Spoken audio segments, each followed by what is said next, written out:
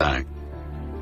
Mais un homme nommé Anania, avec Shapira sa femme, vendit une propriété et retint une partie du prix, sa femme le sachant.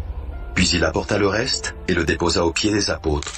Pierre lui dit: Ananias, pourquoi Satan a-t-il rempli ton cœur, au point que tu mentes au Saint-Esprit et que tu aies retenu une partie du prix du champ? S'il n'eût pas été vendu, ne restait-il pas? Et, après qu'il a été vendu, le prix n'était-il pas à ta disposition? Comment as-tu pu mettre en ton cœur un pareil dessein? Ce n'est pas à des hommes que tu as menti, mais à Dieu. Anania, entendant ces paroles, tomba et expira. Une grande crainte saisit tous les auditeurs. Les jeunes gens s'étant levés, l'enveloppèrent, l'emportèrent et l'ensevelirent. Environ 3 heures plus tard, sa femme entra, sans savoir ce qui était arrivé. Pierre lui adressa la parole. « Dis-moi, est-ce à un tel prix que vous avez vendu le champ ?»« Oui. » répondit-elle, « c'est à ce prix-là. » Alors Pierre lui dit: « Comment vous êtes-vous accordé pour tenter l'Esprit du Seigneur? Voici, ceux qui ont enseveli ton mari sont à la porte, et ils t'emporteront. » Au même instant, elle tomba aux pieds de l'apôtre et expira. Les jeunes gens étant entrés, la trouvèrent morte. Ils l'emportèrent et l'ensevelirent auprès de son mari. Une grande crainte s'empara de toute l'assemblée et de tous ceux qui apprirent ces choses. Beaucoup de miracles et de prodiges se faisaient au milieu du peuple par les mains des apôtres. Ils se tenaient tous ensemble au portique de Salomon, et aucun des autres n'osait se joindre à eux. Mais le peuple les louait hautement. Le nombre de ceux qui croyaient au Seigneur, hommes et femmes, s'augmentait de plus en plus, en sorte qu'on apportait les malades dans les rues et qu'on les plaçait sur des lits et des couchettes, afin que lorsque Pierre passerait, son ombre au moins couvrit quelqu'un d'eux. La multitude accourait aussi des villes voisines à Jérusalem, amenant des malades et des gens tourmentés par des esprits impurs, et tous étaient guéris. Cependant le souverain sacrificateur et tous ceux qui étaient avec lui, savoir le parti des Sadducéens, se levèrent, remplis de jalousie, mirent les mains sur les apôtres et les jetèrent dans la prison publique.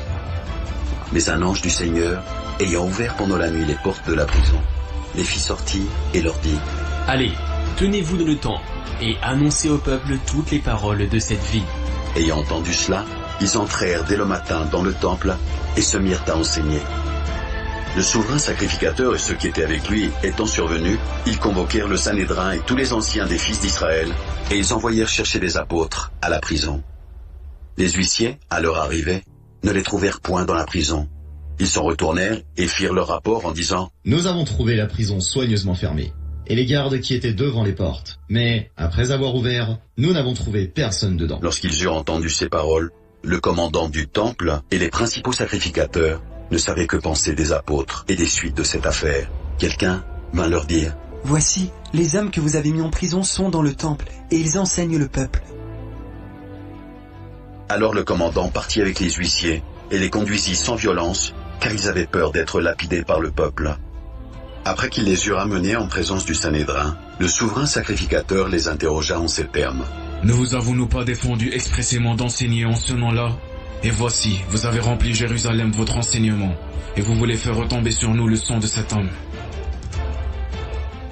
Pierre et les apôtres répondirent: Il faut obéir à Dieu plutôt qu'aux hommes. Le Dieu de nos pères a ressuscité Jésus, que vous avez tué en le pendant au bois. Dieu l'a élevé par sa droite, comme prince et sauveur, pour donner à Israël la repentance et le pardon des péchés.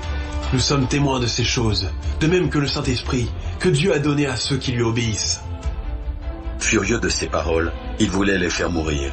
Mais un pharisien nommé Gamaliel, docteur de la loi, estimé de tout le peuple, se leva dans le Sanhédrin et ordonna de faire sortir un instant les apôtres.